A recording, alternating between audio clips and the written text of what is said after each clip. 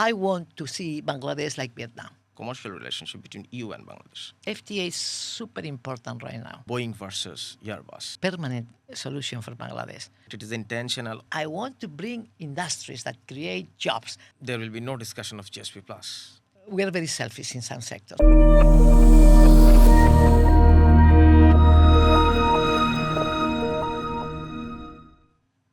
Welcome to Decoding Diplomacy. I am Nahid Hossain with you, and here with me, Ms. Nuria Lopez, the chairperson of European Union Chamber in Bangladesh. Welcome, Nuria Lopez. Thank you. Thank you for inviting. I want to start with free trade agreement between European Union and Bangladesh. Dhaka already urged a call to start an early negotiation. What's this FTA can create an impact between the business relationship, commercial relationship between EU and Bangladesh? Basically, the first thing that I am looking for, because that will be a permanent solution for Bangladesh. We are going into different with different options that we have to choose. The FTA will be a permanent solution, which is important for Bangladesh, considering our neighborhood. Our neighborhood already have those free trade agreements. Vietnam has it. It's a strong competitor of Bangladesh. India's just signing it now, and I was there looking at the environment. And that will, if we can start this process, which is sometimes lengthy, but we can try to advocate to make it shorter. If we can just reach an agreement with the European Union, that will give us a lot of stability, at least in the business, and then we will be also have opportunities to diversification, which we also need, and the status of the country. Maybe we can put Bangladesh in the radar of the European investors, because this will give us also a lot of status, a visibility, which we really need to do.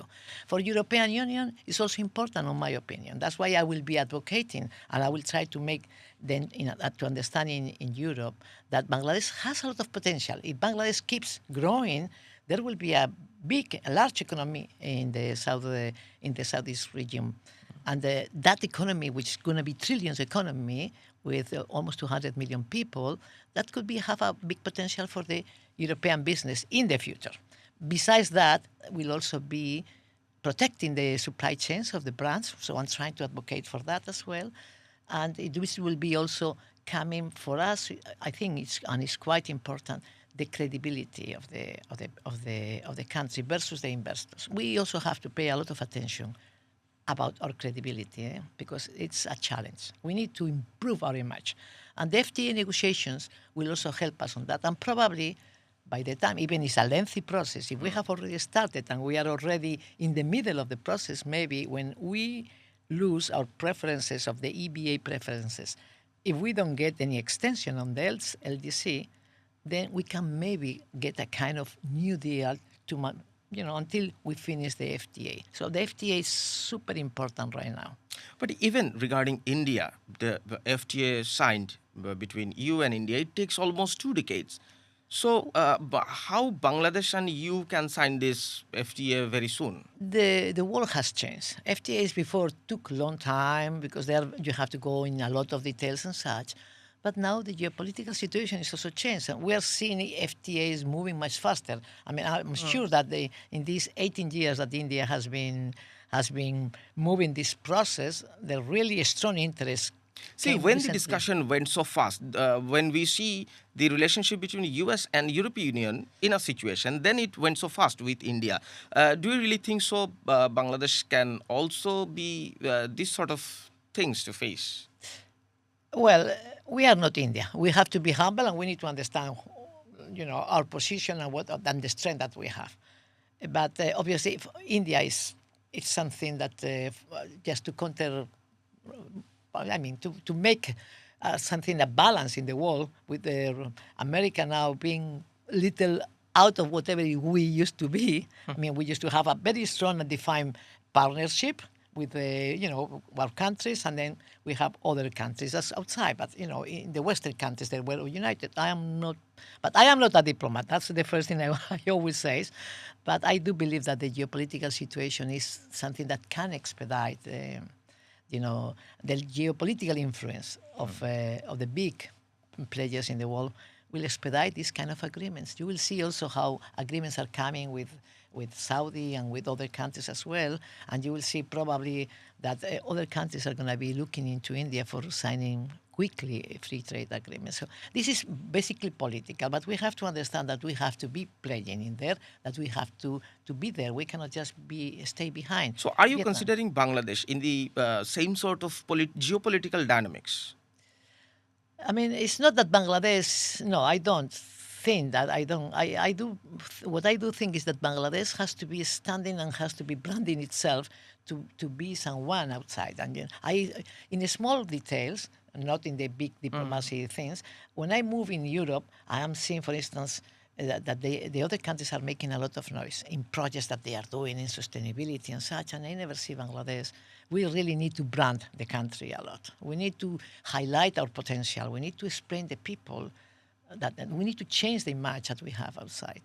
Bangladesh has a lot of potential, but we have to show it.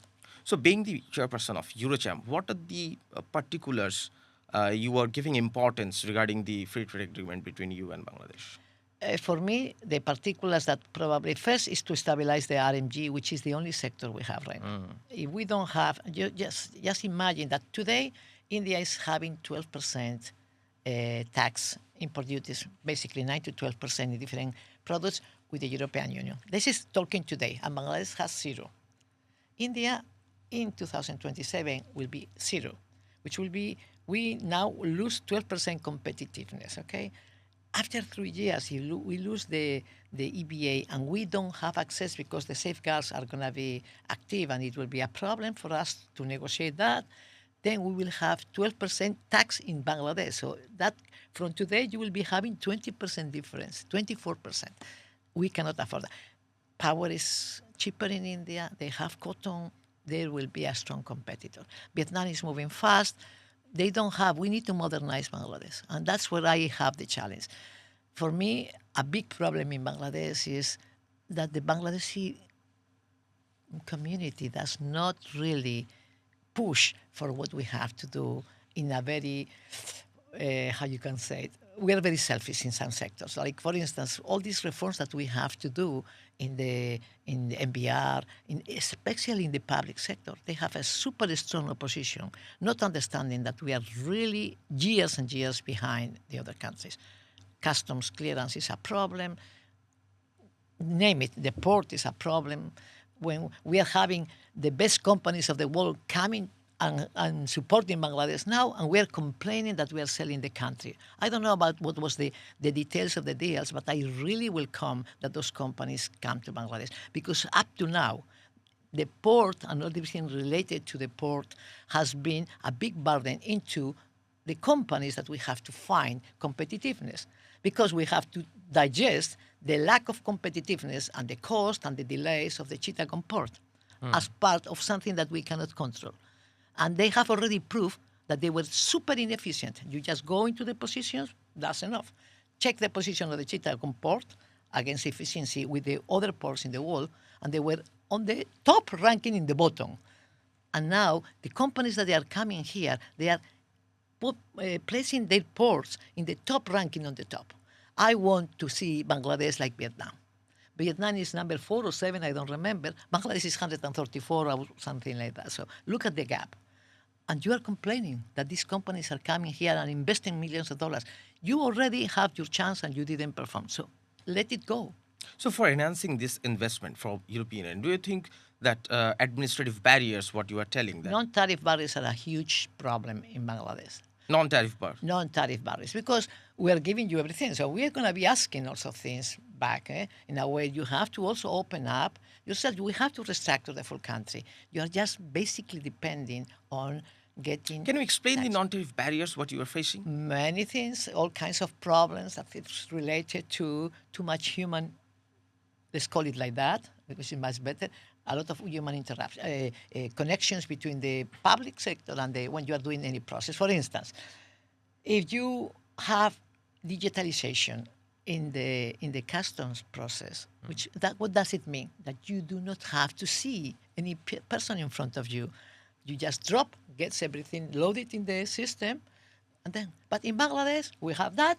Plus, you have to go and put the papers. Why? I keep the answer open to whoever wants to decide why. That is what we have to change. There is a strong a strong opposition to change and modernize and to have transparency in the country. And we need that because otherwise people doesn't want to come. I'm fighting for problems that the European companies are having in here in Bangladesh for years, and no one has been able to say in Bangladesh the law is never retrospective. The laws are always prospective. How can I ask the investors to come to Bangladesh if by any chance the rules will change tomorrow and they will be affected? When they come here, they have a legal playing field, so they have to keep the same thing because this is after they put their money here. You cannot just come and change the rules. You can change the rules in the future. Whoever comes, they can decide to come or not, but you cannot do it once it's done. And this message that was affecting the freight forwarding companies and biggest ones, that when goes outside, the people say, "Wow, I cannot go to Bangladesh because if I go and look what happens to these companies, they have to be struggling to understand what is the situation they are facing in Bangladesh." So those message has to go in a much better way. We have to tell the people, the potential is strong, the country protects investment, and we have to be very strong on that. So when you say there is an opposition, there are some people who oppose to change these things. Do you really think so? It is deliberate, it is intentional, or lack of experience, or lack of international standards? I am not in that. What I am seeing is what is happening, and what is happening is that things that has to be changed, which is strong. Like for instance, whatever has to be happening in the MBR. I mean, the separation, but it was also getting so much opposition. So have you ever told the Bangladeshi government, all the concerning departments, We to are change these making things? the non-tariff barriers, the problems that we are facing, we are putting on the table. We are creating working groups to help and modernize the country, because we have to do it, and we have the capacity to do it. That's the question. You know, we have so many good things that sometimes for stupid things we are not just taking the full. We have a strong labor force. This is I mean, we have a lot of capacity, and the entrepreneurs are very willing to take risk, but the environment doesn't help. So how you see the overall Bangladeshi economical situation right now? Okay, the economic situation, which everybody says is a miracle, yes, it was. RMG, I have seen things that you cannot even, there are factories in Bangladesh, you cannot even see them in Europe. But at the same time, it's like we're growing very fast, but it's a weak growth because it's only depending on one sector. No country can depend on one sector. And So there is no diversification. Diversification is a must. You will have 2 million people coming in the economy, in the labor force every year. How are you creating jobs? Garment sector has to go into a more modernization, and will be also losing capacity because we will be automatizing most the systems, and you'll be changing people for machines, because that's what we have to do. We are big competing outside. So what are the other sectors that have? Our pharmaceutical sector, I am amazing how strong it is. I've been looking how they are very, but we have to highlight it. We have to give them, those sectors has to come. What other sectors we have to bring? Agro-processing sector, because it's intensive in labor. We have to find out where we can keep this economy in a big basket. Otherwise, if the RMG sector is affected, the full economy goes down. That cannot be. No country can. Also, there is no way a country can develop in a super high level without foreign investment. We need to have foreign investment. So what are the other sectors can contain very good potential apart from the RMG? We are now planning to, in the plans that we have, trying to see if we can have a European Business Forum, a European Union Business Forum by the end of the year, more or less. We are now analyzing which sectors we can highlight and we can brand in Europe in order to bring investment in here. And I don't want to bring just representative office or what we call liaison office. I want to bring industries that create jobs, that they make factories in here. And I want to highlight the potential of Bangladesh as a manufacturing hub. And I believe on it. I can say that myself. I have been here for a very long time, and I have factories, and I can work in Bangladesh, and they can also do. But my situation may be because I've been also getting along very well with, I have a lot of friends, and I have always relied a lot on relationships and in Bangladesh.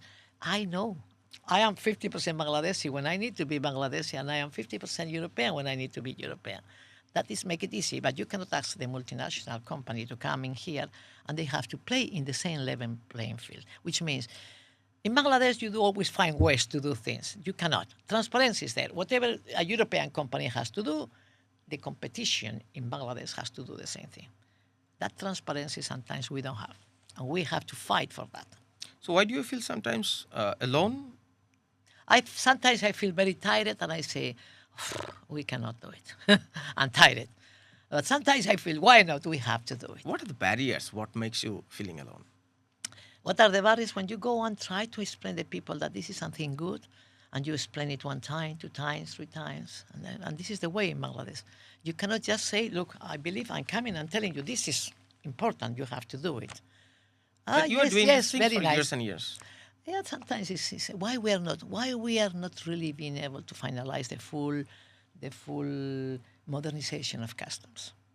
Why? We need to start implementing risk management systems very strongly, and we have to start getting commitments.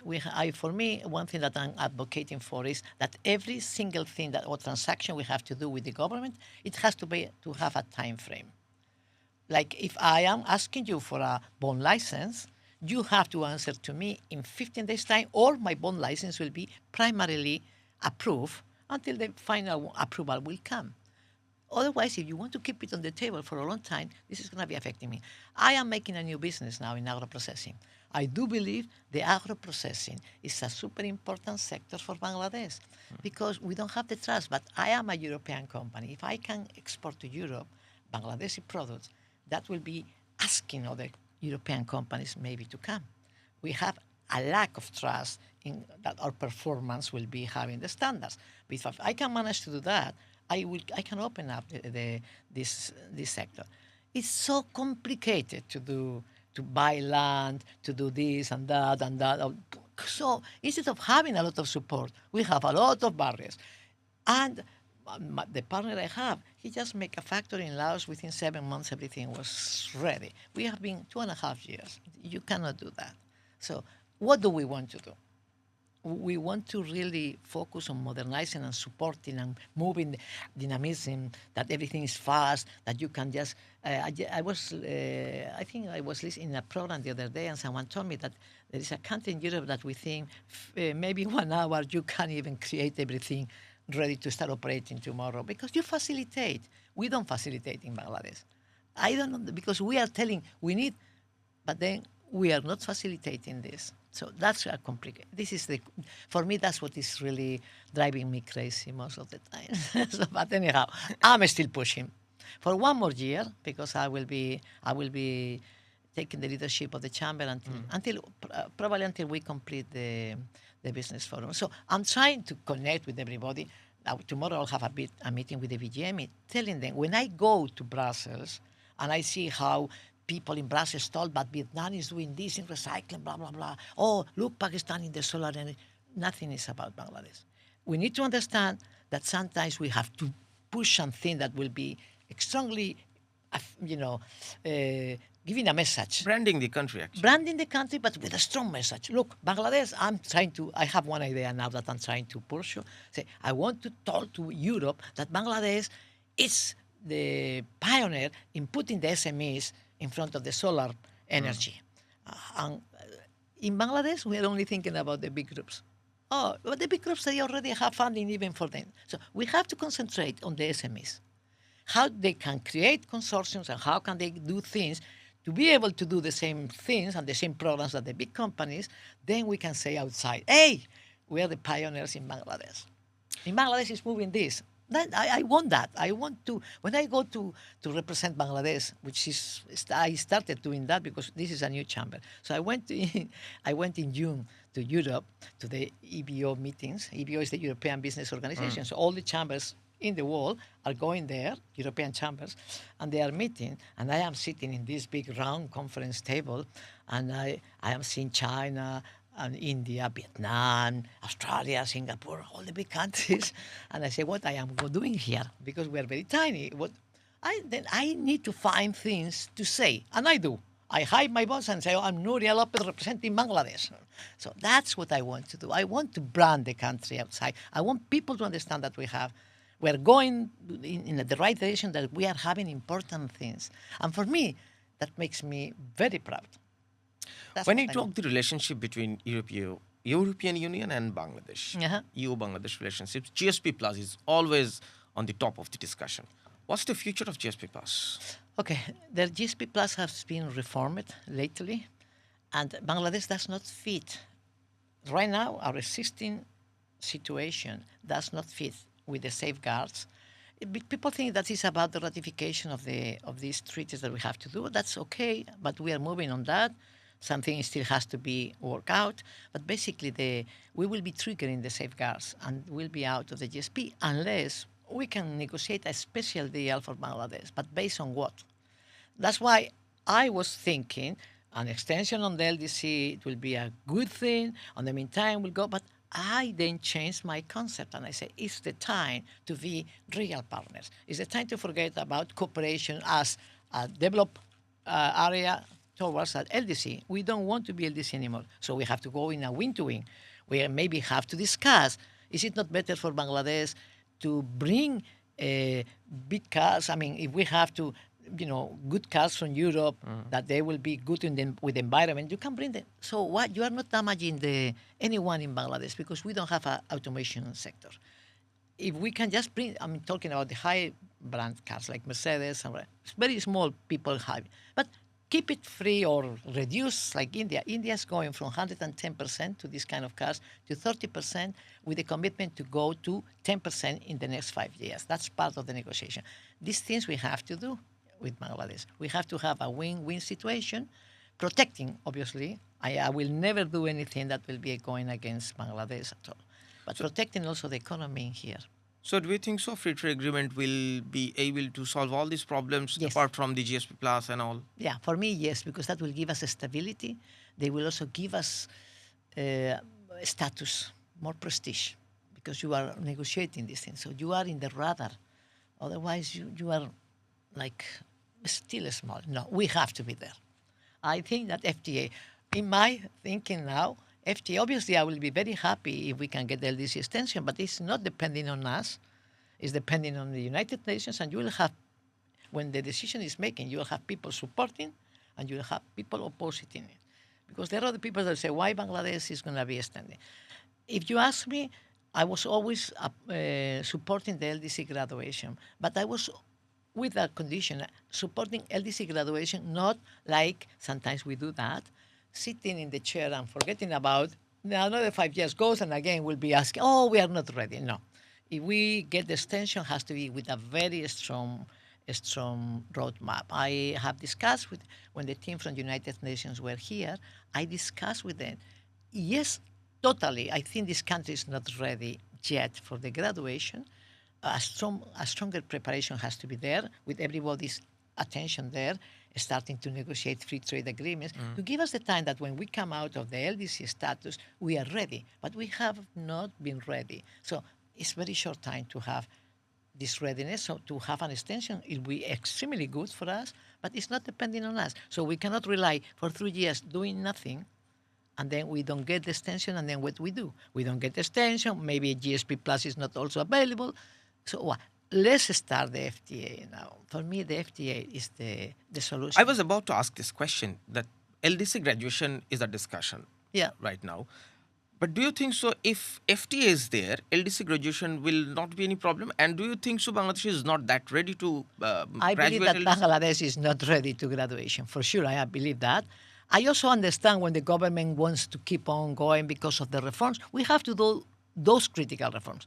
And I am committed to work on those reforms from tomorrow. I put all my efforts from the Eurocham, whatever we can do.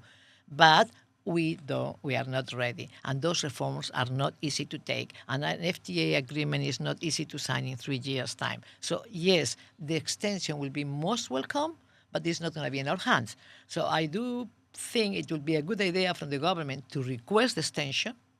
Let's see what happens. If we have, then we'll have more time to be ready. And then we can also have time to discuss these free trade agreements, not only with Europe, with everybody else. Then we'll be ready to compete in the world. Can you think that we are ready to compete with all the other economies, losing the preferences that LDC status is giving us? We are not. Our inside is not ready. We need to improve a lot in many areas. So taxation, many things, so many reforms we need to do that you cannot try them in 3 years. It's impossible. Have you seen any developments in the last couple of years? I mean, since you were advocating for these things. The developments in Bangladesh are very slow most of the times. But I mean, I've been here in Bangladesh. I have seen a big change. I mean, I've been here 32 years. So the Bangladesh I see now, I'm also proud of it. But it's weak in many areas. And with this weakness, I'm not happy. If we don't change, we need to, transparency is a must. We have to understand that. We also have to understand that we have to go those standards that will make us compete later on when we graduate. Right now, we are far from ready.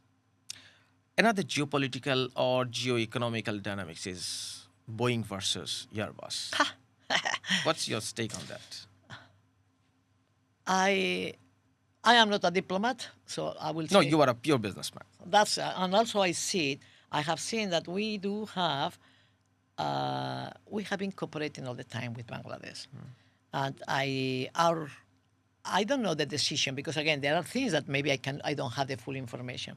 But it came in a time that looks like Bangladesh has given this preference to United States because they have 6 billion deficit. We have 18 billion deficit. That means, and you are going against. If it was a discussion in a very like Airbus is very low and Boeing is very big. Okay, we can understand. We in Europe, we will not be fighting for that. But when the decision becomes, on our opinion, that this is affecting the European private sector, Airbus is a member of my chamber. And I think that they lost a lot of capacity to be in the aviation market of Bangladesh with that decision. And I think that it's not easy for me if I have to advocate in Brussels when people understand that we are, we are just not considering the Europeans as at the same level than other competitors.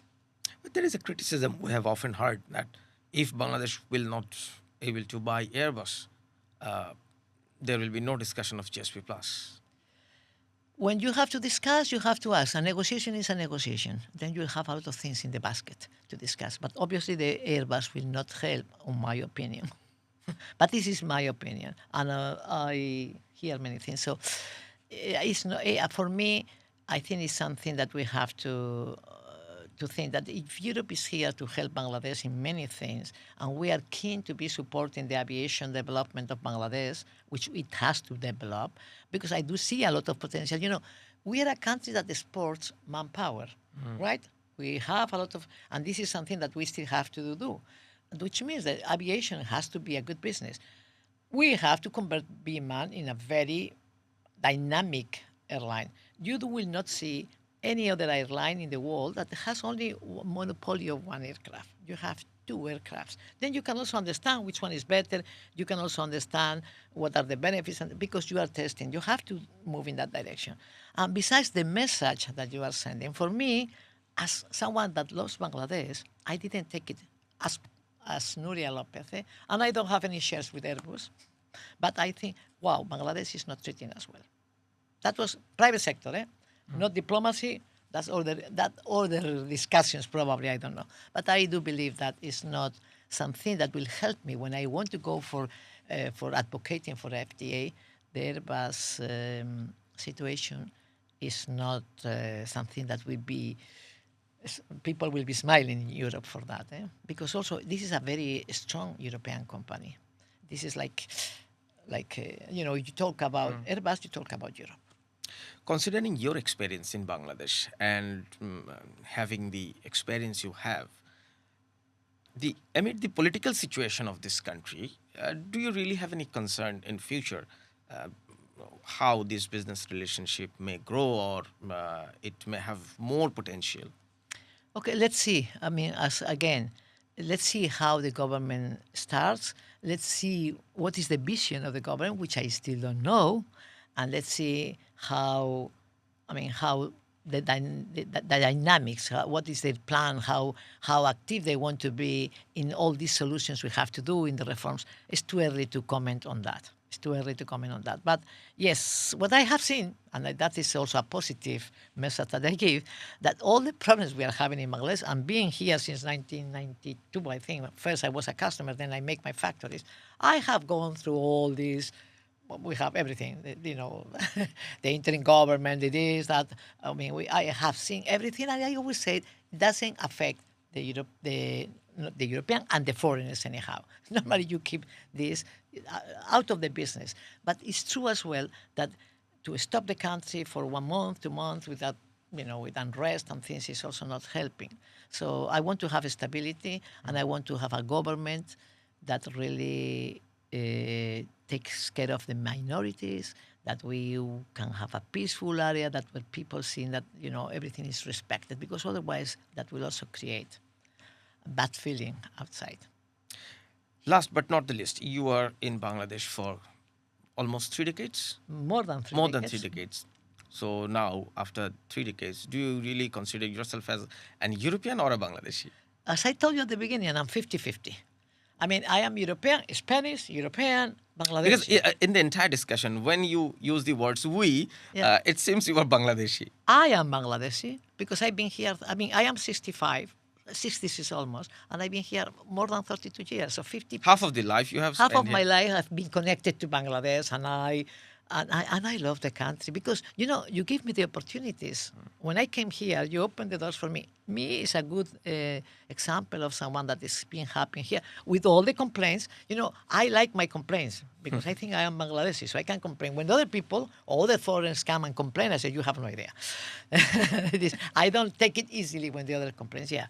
But yes, I feel that I am Bangladesh. I love Bangladesh. And that's why I'm fighting, not for a long time because I'm very old, but that's why I'm pushing also the Cham, because I think that this is also a tool. We have a lot of potential inside the Cham, because, as I say, we are going to Brussels and we represent Bangladesh, which is the first time it was represented. So that's already open. Then we have all these connections with the other chambers to promote what we are doing in the country, with the innovations that the country is doing. So this is always something, and I'm proud of that. And now I'm thinking also that we need to get closer to Europe. And on that, I want to be a strong advocate for that. We really need to be closer. I believe that the development of Bangladesh, if it is close to the European Union, will give us more standards, more status, and we will be a much modern country. So we have to keep it. So being the 50% citizen of this country, yeah. Where do you see Bangladesh after 10 years?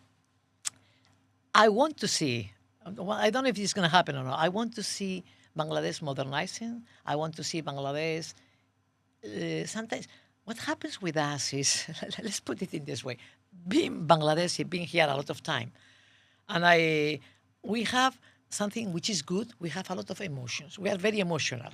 Spanish people is also very emotional, so that's why we can get aligned. And we are also very family oriented. So for me, it's easy to adapt. That's a common thing. No? It's a very common thing, and we're loudy. We like to be. We're very social. And then we are special. So you see how I always move and I'm talking to everybody. So the emotions of the Bangladeshi people need to be conducted in the right way, because they can be a negative thing and they can be a very positive thing.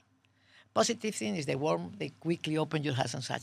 The negative thing is that people, they quickly go up, they explode, they do things, and then they come and say, I'm sorry, when they cool down. That we have to change in the population. I was not happy this year seeing things that everybody needs to understand that democracy could be a super good thing, but you have to respect it. Democracy is that you do not take the law in your hands. Democracy is I have the channels to use that. Otherwise, you don't have a democracy. If you don't have a democracy, then don't fight for democracy, because you have to defend democracy.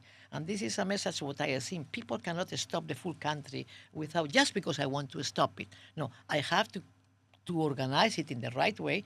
There are tools and there are systems to do it. So use the systems. Democracy only works when you have rights and when you have obligations.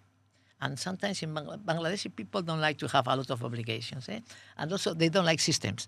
When I try to make people to work with a system, they have this tendency always to break it and go back to this old system. That cannot. Let's be optimistic. I'm The situation optimistic. will We be have a lot changed. of potential. I want to see Bangladesh a manufacturing hub. This is the idea I have. I don't want people to come in here just to have offices or to do trading only. I want people to come and say, look, we have a lot of manpower. Let's train them. They are reliable people. Let's make the legislation in favor of that everybody feels protected. And we all need to understand that we are not selling the country when we have foreigners coming sometimes to invest and help us. We have to be more humble about our capacities. Thank you so much, Nuria, for all your remarkable words Thank you. regarding Bangladesh, and I really wish that Bangladesh will be a manufacturing hub. I do also. I will fight for it, and I mean, not for a long time because, as I say, I'm very old. But I would like to keep the foundation that through the Eurocham also we can just align the European businesses to come to Bangladesh. And when I was in India and I was talking to all these companies, why do you come to India? Why don't you come to Bangladesh? We have a lot of potential. So that's what I want to keep on doing. And I say, we have 6,000 businesses and 3 million jobs. I want to see that in Bangladesh in the near future. We also want to see the same things in Bangladesh. Thank you so much. Thank I'm you to really you. glad having you in my Thank you. show. Thank you. I was talking to Nuria Lopez, who is the chairperson of European Chamber and Commerce in Bangladesh. And she has shown us very big dreams. We really wish that these dreams will come true and European Union and Bangladesh relationship will grow in future. Thank you so much for watching Decoding Diplomacy.